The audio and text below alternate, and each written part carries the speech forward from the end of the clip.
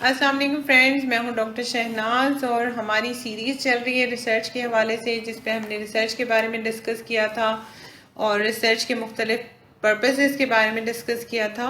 और 3 टाइप्स हमने जो रिसर्च की थी उन पे हमने बात कर ली थी।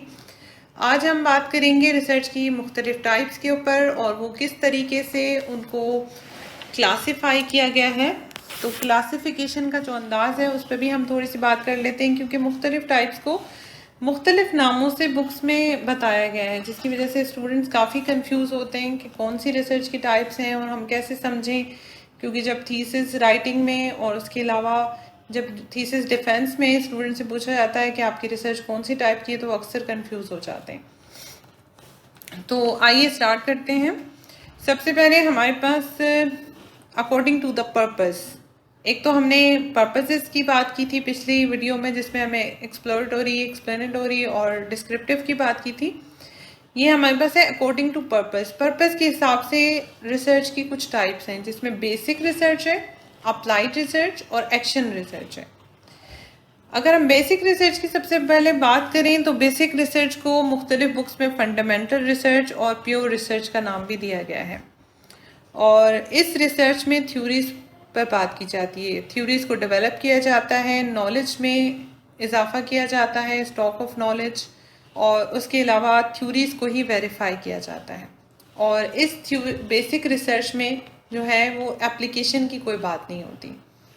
अगर हम इसकी एग्जांपल लें तो जो हमारे थीसिस राइटिंग होती है एमफिल पीएचडी लेवल पे, मास्टर्स लेवल पे, उसके अलावा जो हमारे हम लोग एकेडमिक के लिए थीसिस वगैरह रिपोर्ट राइटिंग कर रहे होते हैं, वो बेसिकली बेसिक रिसर्चेज ही होती हैं। जैसे कि हम देखें कि impact of leadership on the school climate, कि जो लीडरशिप है वो स्कूल क्लाइमेट पे कितना असरअंदाज होती है। अगर अच्छी लीडरशिप है तो स्कूल का क्लाइमेट अच्छा हो रहा है, और अगर लीडरशिप अच्छी नहीं है तो टीचर्स और स्टूडेंट्स के आपस में रिलेशन, लीडर के साथ, प्रिंसिपल के साथ रिलेशन अच्छे नहीं हो रहे। अब ये हमारी बेसिक रिसर्च है, क्योंकि हम इसको इसके जो रिजल्ट्स हैं उनको कहीं इम्प्लीमेंट नहीं करेंगे, हमने सिर्फ जानने की कोशिश की और हमने इन वेरिएबल्स का आपस में रिलेशन देखा और हमने उसका कंक्लूजन दे दिया कि वाकई अगर अच्छी लीडरशिप हो तो स्कूल का क्लाइमेट बहुत अच्छा होता है। उसके अलावा दूसरी रिसर्च की टाइप पे अगर हम बात करें तो वो है अप्लाइड रिसर्च। अप्लाइड रिसर्च जैसे कि नाम से ही जाहिर है कि इसमें एप्लीकेशन की बात की जाती है। इसमें किसी भी प्रॉब्लम को लेकर रिसर्च की जाती है ताकि उसके जो सॉल्यूशंस निकलें उनको फिर हम इम्प्लीमेंट कर सकें। उनका जो भी सोल्यूशन हमारे सामने आया उसको हम अप्लाई करके देखें और ये देखें कि वो हमारे काम आ सके प्रैक्टिकली। तो ये अप्लाइड रिसर्च होती है। जैसे हम देखें कि पाकिस्तान के रूरल एरियाज़ के जो एजुकेशन सिस्टम है या जो स्कूल्स हैं वो अच्छा परफॉर्म क्यों नहीं कर रहे।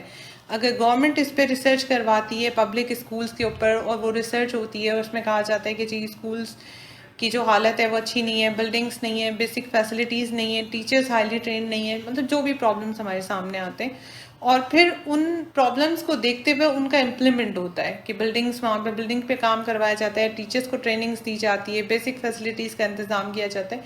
तो ये हमारी एक तरह से अप्लाइड रिसर्च हुई, क्योंकि उसका एप्लीकेशन किया गया और वो की इसलिए गई थी मार्केटिंग में, और मुख्तलिफ ऑर्गेनाइजेशन अपनी कारकर्दगी को बेहतर बनाने के लिए अप्लाइड रिसर्च करवाती हैं दूसरों से, और फिर देखती हैं कि हमारी परफॉर्मेंस क्यों ख़राब हो रही है और हम उसको कैसे इम्प्रूव कर सकते हैं, और फिर वो उनके जो रिज़ल्ट्स हैं उनको अप्लाई भी करती हैं। उसके अलावा एक और टाइप है एक्शन रिसर्च, जो एजुकेशन में स्पेशली यूज़ होती है, और स्टूडेंट्स जो हैं वो एक्शन रिसर्च और अप्लाइड रिसर्च को आपस में मिक्स भी करते हैं।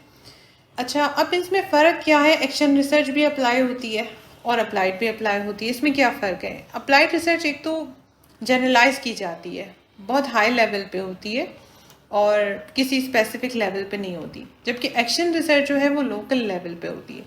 कोई भी एक स्कूल अगर देख रहा हो कि उनकी परफॉर्मेंस अच्छी नहीं हो रही, तो उनका जो प्रिंसिपल है वो रिसर्च कंडक्ट कर सकता है।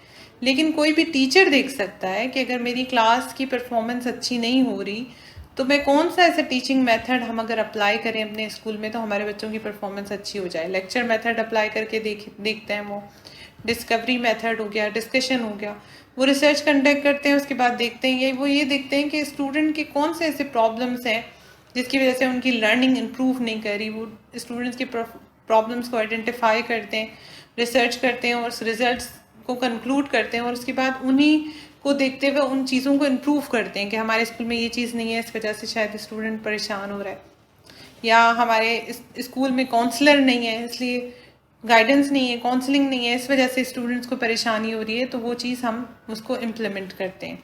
तो ये टीचर खुद ही रिसर्चर होता है, खुद ही वो रिसर्च करता है और खुद ही उसको इम्प्लीमेंट करता है। तो ये लोकल लेवल पे होती है, छोटे लेवल पे होती है, और जहाँ होती है उसी जगह पे फिर उसका एप्लीकेशन जो है वो इम्प्लीमेंट किया जाता है उसके रिजल्ट को। इसे जनरलाइज नहीं किया जा सकता, क्योंकि हो सकता है एक स्कूल का जो प्रॉब्लम है वो ज़रूरी तो नहीं है तमाम स्कूलों में हो। एक किसी स्पेसिफिक बैंक में प्रॉब्लम हो या किसी स्पेसिफिक एक ऑर्गेनाइजेशन में प्रॉब्लम हो, तो जाहिर सी बात है, ज़रूरी तो नहीं है कि वो तमाम ऑर्गेनाइजेशन में सेम प्रॉब्लम हो। तो इसीलिए एक्शन रिसर्च जो है वो लोकल लेवल पे होती है, जनरलाइज नहीं की जा सकती। अकॉर्डिंग टू मेथडोलॉजी भी रिसर्च की 3 टाइप्स हैं। जैसे मेथड्स के हिसाब से अगर हम टाइप्स देखें तो क्वांटिटेटिव है, क्वालिटेटिव और मिक्स मेथड अप्रोच। क्वांटिटेटिव जैसे कि नाम से जाहिर है कि इसमें मेजरमेंट की जाती है, न्यूमेरिक्स का काम किया जाता है, मुख्तलिफ सर्वेज किए जाते हैं, क्वेश्चनर अप्लाई किए जाते हैं इसके टूल्स में, और ये स्टेटिस्टिकली फार्मूलाज इस पे अप्लाई किए जाते हैं, हाइपोथेसिस टेस्ट किए जाते हैं, उसके बाद हम किसी कंक्लूजन पे पहुंचते हैं। उसके अलावा दूसरी क्वालिटेटिव है जिसमें कि क्वांटिटी देखी जाती है। अब क्वांटिटेटिव और क्वालिटेटिव का हम डिफरेंस यूं भी देख सकते हैं कि क्वांटिटेटिव में हम सिर्फ ये जान सकते हैं कि इस वेरिएबल का दूसरे से ताल्लुक है या नहीं है, यानी स्कूल क्लाइमेट का लीडरशिप से ताल्लुक है या नहीं, सिर्फ हाँ या ना में हम जान सकते हैं। जबकि क्वालिटेटिव में हम देखते हैं कि किस तरह, कैसे, क्यों लीडरशिप स्कूल के क्लाइमेट पे असरअंदाज होती है, क्योंकि इसमें हम लोगों के बिहेवियर्स को देख सकते हैं। इसमें इंटरव्यूज़ होते हैं, ऑब्जर्वेशंस होते हैं, केस स्टडीज़ होती हैं, हम चीज़ों को डिटेल में जानने की कोशिश करते हैं, और इसी में हम जो है वो स्पेसिफिक जर्नल की तरफ जाते हैं क्वालिटेटिव स्टडी में। उसके बाद हमारे पास है मिक्स मेथड अप्रोच। क्योंकि दुनिया तब्दील हो रही है, पहले तो या तो रिसर्चेस क्वांटिटेटिव होती थी या तो क्वालिटेटिव होती थी, लेकिन अब जब देखा गया कि कुछ चीज़ें ऐसी हैं कि जो क्वालिटेटिव के ज़रिए ही जानी जा सकती हैं और कुछ ऐसी हैं जो क्वांटिटेटिव के ज़रिए ही जानी जा सकती हैं, तो अब मिक्स मेथड अप्लाई किया जाता है जिसमें आप क्वांटिटेटिव भी यूज़ करते हैं और क्वालिटेटिव भी रिसर्चर्स यूज़ करते हैं। जैसे अगर देखा जाए कि impact of leadership on the climate of school देखना है, तो एक तरफ आपने टीचर्स की राय लेनी है तो क्वेश्चनर फिल करवा लिया और उसको स्टेटिस्टिकली फार्मूला अप्लाई कर दिया उसके ऊपर। दूसरी तरफ अगर प्रिंसिपल का ओपिनियन जानना है तो उसके लिए आपने इंटरव्यूज़ कर लिए कि क्यों, किस तरह, स्टूडेंट्स के आपने इंटरव्यूज़ कर लिए, जिससे आपने मिक्स मेथड अप्लाई कर दिया और उसको आपने डिस्क्राइब कर दिया, जिससे पता चला कि ताल्लुक भी है क्लाइमेट और लीडरशिप का आपस में, और क्यों है ये भी हमें पता चल गया। अच्छा, अब ये जो अप्रोचेज़ हैं मेथडोलॉजी की, क्वांटिटेटिव, क्वालिटेटिव, मिक्स मेथड, ये बहुत ज़्यादा इंपॉर्टेंट हैं, तो इन पर मैं अलग से भी एक वीडियो बनाऊंगी जिस पर डिटेल बात होगी, क्योंकि ये जो है सोशल साइंसेस में बहुत ज़्यादा इंपॉर्टेंट है और अक्सर आपसे क्वेश्चन भी होता है कि रिसर्च जो है वो क्वांटिटेटिव है या क्वालिटेटिव है, तो आपने जो मेथड अप्लाई किया हो वो आप बता सकते हैं। अब अगली टाइप से हमारे पास अकॉर्डिंग टू द स्ट्रेटजी और टाइम के हिसाब से, जिसमें 4 टाइप्स हमारे पास आती हैं। सबसे पहली है हिस्टोरिकल रिसर्च। अब हिस्टोरिकल रिसर्च ऐसी होती है जिसमें पास्ट के इवेंट्स को स्टडी किया जाता है, हिस्ट्री में क्या हुआ, कैसे हुआ, उसके अंदर इंटरनल क्रिटिसिज्म, एक्सटर्नल क्रिटिसिज्म, और हिस्ट्री के तमाम फैक्ट्स को देखते हुए, डॉक्यूमेंट्स को देखते हुए ऐसे लोगों से बात की जाती है जो उसके गवाह होते हैं उस वक्त के, उन्होंने खुद आंखों से चीज़ें देखी होती हैं, बिल्डिंग्स को देखा जाता है और हिस्टोरिकल रिसर्च की जाती है। ये भी एक टाइप है। उसके अलावा डिस्क्रिप्टिव है रिसर्च है, जिसको एक्स पोस्ट फैक्टो रिसर्च भी कहा जाता है, और ये रिसर्च प्रेजेंट टाइम में की जाती है, यानी किसी भी प्रॉब्लम को प्रेजेंट टाइम में लेकर, यानी इस वक्त जो सिचुएशन है उसको लेकर उसको आइडेंटिफाई किया जाता है, उस पर सर्वेज किए जाते हैं, उस पर क्वेश्चनर इंटरव्यूज़ किए जाते हैं। एक्स पोस्ट फैक्टो रिसर्च इसको इसलिए कहते हैं कि वेरिएबल्स ऑलरेडी जो है वो अपना असर कर चुके हैं, इम्पैक्ट कर चुके हैं, उनको सिर्फ मालूम करने की कोशिश की जाती है, उनको कंट्रोल नहीं किया जा सकता। ये डिस्क्रिप्टिव रिसर्च और ये तमाम रिसर्चेस के जो मेथड हैं वो बहुत इंपॉर्टेंट है, तो इन पर अलग अलग भी एक वीडियो में हम डिटेल से बात करेंगे। उसके अलावा अगली टाइप है एक्सपेरिमेंटल रिसर्च, जिसमें एक्सपेरिमेंट किए जाते हैं ज़्यादातर। कॉज इफेक्ट रिलेशनशिप देखा जाता है। जैसे हमने एक्सप्लेनेटरी पे बात की थी, लेबॉर्ट्री के अंदर कंट्रोल्ड इन्वायरमेंट में आप एक वेरिएबल का दूसरे वेरिएबल के ऊपर इम्पैक्ट देखते हैं, कॉज इफेक्ट रिलेशनशिप देखते हैं। उसके बाद हमारे पास स्टडी आती है डेवलपमेंटल स्टडी। ये जो है इन तीनों को कवर कर रही होती है। इसके अंदर हिस्ट्री भी देखते हैं, डेवलपमेंट के अंदर आप प्रेजेंट भी देखते हैं और फ्यूचर के बारे में प्रिडिक्ट करते हैं। तो इससे डेवलपमेंटल प्रोसेस जो होता है, जैसे अगर बच्चे का इंटेलेक्चुअल डेवलपमेंट प्रोसेस देखते हैं या सोशल डेवलपमेंट प्रोसेस देखते हैं, तो जाहिर सी बात है उसका पास्ट भी देखेंगे, उसका प्रेजेंट भी देखेंगे, उसके फ्यूचर के बारे में भी प्रिडिक्शन करेंगे। उसके अलावा है according to the people conduct, यानी जो लोग कंडक्ट करते हैं उसके हिसाब से भी रिसर्च की दो टाइप्स हैं। इंडिविजुअल रिसर्च, जो कोई एक रिसर्चर कर रहा होता है अकेला।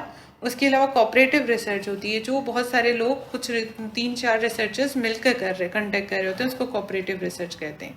उसके अलावा अकॉर्डिंग टू द प्लेस के हिसाब से भी रिसर्च की टाइप्स को डिवाइड किया जाता है। जैसे फील्ड रिसर्च है, जो आप फील्ड में जाके मुख्तलिफ रिसर्च करते हैं, प्राइमरी डेटा लेते हैं, क्वेश्चनर इंटरव्यूज़ करते हैं, ऑब्जर्वेशन करते हैं, जिससे आपको प्राइमरी डेटा मिलता है। और लाइब्रेरी रिसर्च होती है, जिसके अंदर आप डॉक्यूमेंट्स को पढ़ते हैं, बुक्स को पढ़ते हैं, अपनी यूनिवर्सिटी की लाइब्रेरी में, किसी भी जगह की लाइब्रेरी में आप जाके स्टडी करते हैं, उसको लाइब्रेरी रिसर्च कहते हैं। लेबॉर्ट्री रिसर्च, जिसके अंदर एक्सपेरिमेंट आप कर रहे होते हैं, कॉज इफेक्ट रिलेशन देख रहे होते हैं, कंट्रोल्ड इन्वायरमेंट होता है, एक वेरिएबल का दूसरे पे इम्पैक्ट देखा जा रहा होता है। उसके अलावा है according to the data collection procedure. इसके हिसाब से भी जो है रिसर्च को दो टाइप्स में डिवाइड किया गया है, जिसमें एनालिटिकल रिसर्च है, जिसमें सिर्फ डॉक्यूमेंट्स पे आप रिसर्च करते हैं, सिर्फ डॉक्यूमेंट्स को स्टडी करते हैं जैसे लाइब्रेरी रिसर्च में करते हैं। उसके अलावा एम्पेरिकल रिसर्च भी करते हैं, जिसमें आप प्राइमरी डेटा कलेक्ट करते हैं, क्वेश्चनर इंटरव्यू ऑब्जर्वेशन के जरिए डायरेक्ट आप डेटा कलेक्ट कर रहे होते हैं, जिसको प्राइमरी डेटा कहते हैं। ये एम्पेरिकल रिसर्च कहलाती है। उसके अलावा according to the time duration, ये भी रिसर्च की मुख्तलिफ टाइप्स है, जिसमें स्टूडेंट कंफ्यूज होते हैं अगर इनके नाम वगैरह क्वेश्चंस में आए। जैसे cross sectional research, cross sectional study, यानी जो आप एक मरतबा डेटा कलेक्ट करते हैं, सिर्फ एक मरतबा के लिए कंडक्ट की जाती है रिसर्च, उसे क्रॉस सेक्शनल कहा जाता है। ये शॉर्ट टाइम के लिए होती है। आपने अगर जानने की कोशिश की कि पावर्टी एजुकेशन सिस्टम पे कितना इम्पैक्ट कर रही है, आपने एक मरतबा लोगों से इंटरव्यूज़ कर लिए, डेटा कलेक्ट कर लिया, और जो उस डेटा के रिजल्ट्स आया आपने उनको देखते हुए उसका कंक्लूजन दे दिया, आपने रिसर्च फाइनल कर दी। तो ये होती है क्रॉस सेक्शनल स्टडी। दूसरी टाइप है बिफोर एंड आफ्टर स्टडी। इसमें 2 मरतबा रिसर्च कंडक्ट की जाती है। पहले आप कोई रिसर्च कंडक्ट करते हैं, उसके बाद ट्रीटमेंट देते हैं, कोई एक चीज़ अप्लाई करते हैं, उसके बाद दोबारा से स्टडी की जाती है। जैसे अगर हम कहें कि highly professional teacher effect the performance of students, या highly professional teachers effect the environment of school, तो सबसे पहले आप टीचर्स की स्टडी करेंगे जब वो प्रोफेशनल नहीं थे या उनको ट्रेनिंग्स नहीं दी गई थी। तो आप देखेंगे कि स्कूल का एनवायरनमेंट कैसा था, उनका बिहेवियर कैसा था, स्टूडेंट्स के साथ कैसा था, स्टाफ में कैसा था, और माहौल कैसा था, वहाँ का रिलेशन उनके आपस में कैसे थे। उसके बाद आपने उनको ट्रेनिंग्स दी, 2-3 महीने के लिए, 6 महीने के लिए आपने ट्रेनिंग्स दी, और ट्रेनिंग्स देने के बाद दोबारा आपने रिसर्च कंडक्ट की और आपने देखा कि अब उनका बिहेवियर, उनका एनवायरनमेंट पे असर कैसा पड़ रहा है, उनके रिलेशन आपस में कैसे हैं, उनके रिलेशन स्टूडेंट्स के साथ कैसे हैं, स्टूडेंट की परफॉर्मेंस, उनका क्लाइमेट स्कूल का कैसा हो रहा है, जिससे आप कह सकते हैं कि बिफोर एंड आफ्टर स्टडी है। यानी एक मरतबा डेटा कलेक्ट किया, फिर कोई ट्रेनिंग्स प्रोवाइड की, फिर दोबारा डेटा कलेक्ट किया 6 महीने बाद, साल बाद, जितनी भी ड्यूरेशन रखी जाए, और फिर उन दोनों जो रिसर्चेस पे का डेटा कंडक्ट हुआ, उन दोनों को आपने कंपेयर करके रिजल्ट कंक्लूड किया। उसके बाद हमारे पास रिसर्च आती है लॉन्गिट्यूडनल स्टडी। ये है लॉन्ग टाइम के लिए, जो लंबी स्टडी होती है, जिसमें डेवलपमेंटल स्टडीज़ भी की जाती हैं, लंबी होती हैं, 5 साल के लिए, 10 साल के लिए, जितना डिपेंड करता है प्रॉब्लम की नौइयत के ऊपर कि कितनी लंबी है। इसमें भी 3 टाइप्स हैं। ट्रेंड स्टडी होती है, तो आप मुख्तलिफ लोगों से ट्रेंड चेक कर रहे होते हैं, यानी स्टूडेंट का रिसर्च की तरफ कितना ध्यान है, आपने ट्रेंड चेक करना है। तो जो एमफिल में 2019 के अंदर स्टूडेंट्स आया, आपने उन पर रिसर्च कंडक्ट कर ली। फिर एमफिल के अंदर जो 2020 के अंदर स्टूडेंट्स दूसरा बैच इनरोल हुआ, आपने उन पर स्टडी कर ली। फिर 2021 में जो इनरोल हुए उन पर आपने स्टडी कर ली, फिर अगले 3-4 सालों में, और उसके बाद आपने ट्रेंड स्टडी, उनका जो रिजल्ट्स है उनको कंक्लूजन दे दिया कि स्टूडेंट्स के अंदर रिसर्च का कितना रुझान है। ये है ट्रेंड स्टडी। दूसरी होती है इसमें कोहोर्ट स्टडी। कोहोर्ट स्टडी यानी एक ग्रुप को आप लेके स्टडी करते हैं। तो जो स्टूडेंट्स का एक ग्रुप था जिसमें आपने प्रॉब्लम्स को आइडेंटिफाई करने की कोशिश की, द प्रॉब्लम्स ऑफ टीनेजर्स। आपने बच्चों के प्रॉब्लम्स को देखना शुरू किया। जब कौन सी क्लास, 8th क्लास के स्टूडेंट्स को आपने प्रॉब्लम उनके देखने शुरू किए। एक 8th क्लास एक ही थी। जब वो 8th क्लास में थे आपने उनके प्रॉब्लम्स को देखा, उन पर स्टडी कंडक्ट की। फिर दूसरे साल 9th क्लास में थे, आपने उन्हीं बच्चों पे, वो 9th क्लास में आ गए थे, आपने उसी ग्रुप पे रिसर्च कंडक्ट की। फिर 10th के अंदर वो आए, फिर आपने रिसर्च कंडक्ट की। ग्रुप एक ही था। अब 30 स्टूडेंट्स का ग्रुप था तो उसमें से आप 15 ले लेते थे, तो 15 किसी बार कोई 15 आ जाते थे, किसी बार कोई 15 आ जाते थे, चेंज भी होते रहते थे, लेकिन ग्रुप एक ही था, तो उसको कोहोर्ट स्टडी कहते हैं। उसके बाद एक और स्टडी है लॉन्गिट्यूडनल में, वो है पैनल स्टडी। इसमें और कोहोर्ट स्टडी में ये फ़र्क है कि पैनल स्टडी में लोग भी वही रहते हैं। कोहोर्ट में तो सिर्फ ग्रुप वही रहता है, इसमें पैनल में लोग भी वही रहते हैं। यानी आपने स्टूडेंट्स लिए 10 स्टूडेंट्स, उन पे आपने 8th क्लास में स्टडी की, उन्हीं 10 पे आपने 9th क्लास में वो आ गए थे अगले साल, फिर स्टडी की। फिर मैट्रिक में वही 10 स्टूडेंट्स आ गए, फिर आपने उन पे स्टडी की। तो ये है पैनल स्टडी।